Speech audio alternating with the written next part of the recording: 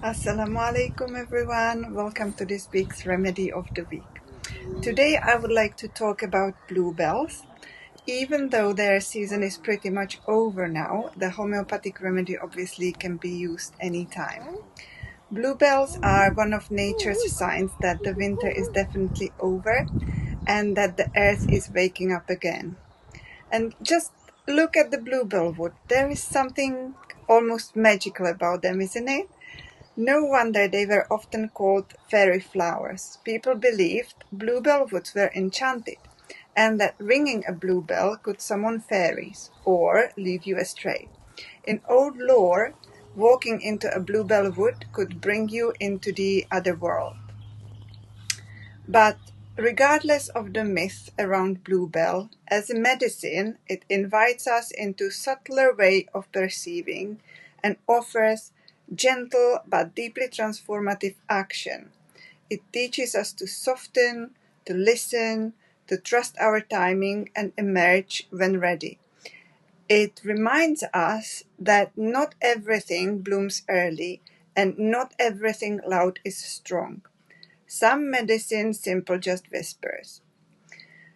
Bluebell belongs to the asparagus family and grows from a bulb hidden beneath the earth, and that is actually one of its signatures, because much of its medicine is about what lies hidden below the surface, waiting to emerge in its own time. The remedy is prepared from the fresh flowering plant and potentized according to homeopathic principles. You can find it in homeopathic materia medicas and pharmacies under its older botanical name, Agraphis nutans, or under the newer name, Hyacinthoides non-scripta.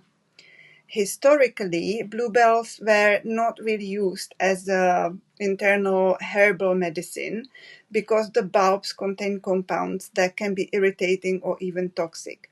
But they were used externally and practically. For example, the sticky sap from crushed bulbs was used as an adhesive. It was used for bookbinding and even to fix feathers onto arrows. So in a way, bluebell has always been associated with binding, with connecting, and holding things together. And it also represents gentleness, sensitivity, and unfolding in the right time. So in classical homeopathy, bluebell or Agraphis nutans has generally been known as a remedy mainly for physical ailments such as throat issues like enlarged adenoids, chronic catarrh, nasal obstruction, mouth breathing in children, deafness linked to the adenoids or eustachian congestion, lymphatic flow issues, nervous sensitivity, hormonal rhythm disruptions, and blocked, sluggish children with recurrent colds. However, more recent modern provings revealed much deeper emotional and energetic themes of bluebells, and the core theme is finding one's place in the greater harmony.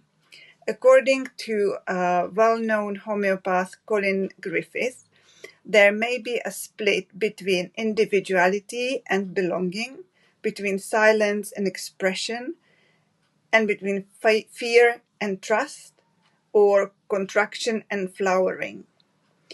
It is often seen as a remedy where communication has been blocked or distorted, which actually makes perfect sense even in view of the classical physical symptoms, because blocked nose can lead to blocked voice, blocked sinuses can lead to blocked communication, mouth breathing, kind of disconnects from embodied rhythms, and so on.